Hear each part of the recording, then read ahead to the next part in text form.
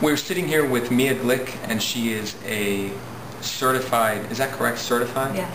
Certified prenatal yoga instructor. I know she's been doing it for a long time. She has a beautiful center in Browns on Lincoln Road in Miami Beach, and it's a yoga center at Browns. And Mia, how long have you been doing prenatal yoga? I started prenatal yoga when I was pregnant with my daughter about 10.5 years ago. And that's when you started teaching it, or is that when you started taking it? I started taking it when I was 16 years old. I started practicing yoga, and I started teaching yoga about 15 years ago, and then started the prenatal about 10.5. So you have a lot of experience in yoga. Yes, I do. My first impression of yoga when I heard about it was a meditating yogi somewhere on the side of a mountain, becoming one with the universe. And I know that that's not true. A lot of people in America and throughout the world do yoga, and it's very prominent. There's a lot of videos about yoga. There's a lot on the internet about yoga, and you can learn practically something new every day. So if you were going to explain to me, a newcomer or somebody that's watching the video, what is yoga all about? What would you say? I know that there's a long version and a short version. Yes. That's a very good question, and it's one that I am constantly recreating and discovering in my own practice. But to put it simply, it's about balance. You know, it can be a physical practice only. It can be a practice of the breath, and it can be a meditative practice, which is the mind. Okay. How does yoga specifically talk to the pregnant woman, to prenatal? Because we're working the body, and we're learning about the breath, and there's some meditative qualities to it. I think it helps a woman who's pregnant to really center, because there's constant shifting in her body and in her mind because of the hormones. That in yoga it teaches a woman to find the changeless in something that seems like it's always changing. So to find that place that never changes, that still point, the center in their physical body. So we practice balancing postures, and also the centering of their mental body, where their mind can be trained to have moments of stillness. So this is fascinating, because from what it sounds like to me, it sounds like when as a woman's body constantly changes throughout pregnancy, she can still find balance, and that's helped with yoga. Absolutely. Okay. I love seeing my women in my classes that are 37 weeks pregnant, and they're standing on one leg, with their arms in different positions over their head, or and it's just gorgeous. And they're not moving, they're not completely still like statues, but there's this incredible sense of who they are and where they come from and where they're going. This incredible sense of balance, it's beautiful. Okay, so my next question is, you said something about 37 weeks. When should a woman start taking prenatal yoga? Well, it's funny, because just yesterday I had a woman come for the very first time who was 37 weeks to my class. So she's just a perfect example of anytime. I mean, come, to class even if, you're due, that same day, Come whenever you're ready. There's really no strict rule unless there's a medical issue. Ask your doctor, consult with your healthcare professional, and check it out with him or her first, and then it's really up to you. That's excellent, and absolutely. Whenever you're going to do anything that's exercise related, of course you have to check with your medical care provider. Are there any contraindications to yoga? Are there any women that can absolutely not do yoga because of a medical condition? Well, that's probably a question better for a doctor. But with your experience that you've seen, maybe. Well, prevent where the placenta is, instead of being up top, is down.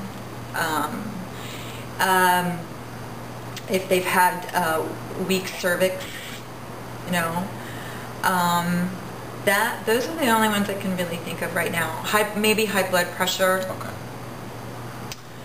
but I think, actually no, I take that back. The high blood pressure thing is okay. They just have to tell the teacher beforehand, so the teacher knows, you know.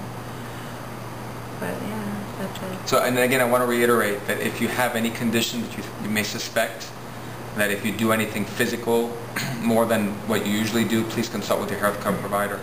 When a woman goes to her birth and she's going to have her baby, what from yoga does she bring with her? Well, I had one student, she actually gave birth in Belgium, but while she was here, for most of her pregnancy, she was here in Miami Beach, and she came consistently to my class. And she left and went to Belgium and had a baby, and when she came back after her baby, she came to my postnatal class and she said, Mia, I have to tell you that during my labor, I did your whole class. Because typically I have the same series of postures I do from the beginning to the end, and every class has that same sort of flow to it. So she did the flow while she was giving birth. Obviously not the standing postures, but the first part of class I was talking about where there was movement, breath, and mantra as one. Okay. Yeah. Beautiful. Yes. So if somebody wanted to get in contact with you, somebody that's local, what would they call? Where would they go? What's your contact information?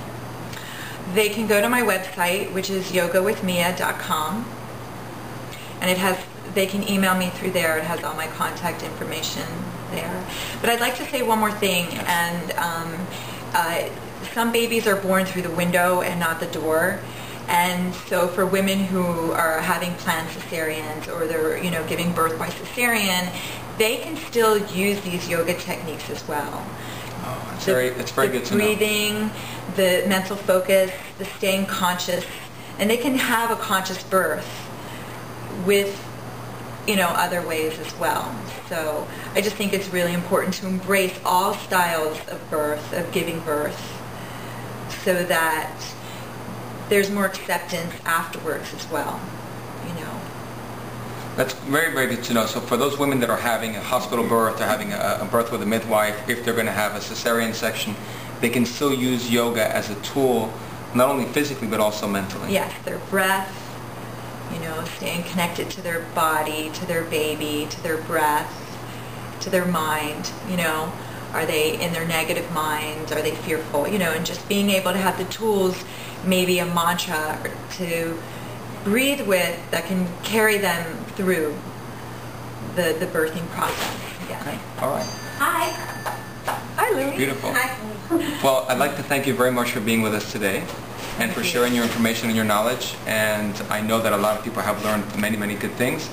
And thank you very much. Thank you. I'm sitting here with Flavia, and Flavia is one of Mia's students, and I want her to tell us a little bit more about her experience with yoga so that we can understand a little bit more how it works and how it's been helping her. Flavia, thank you for joining me today. You are how far along in your pregnancy? I'm 18 weeks and I'm pregnant with twins. It's my first pregnancy. Wow. And it was overwhelming. I came and signed up for Mia's class for yoga, and it just felt so great. It just helped me balance,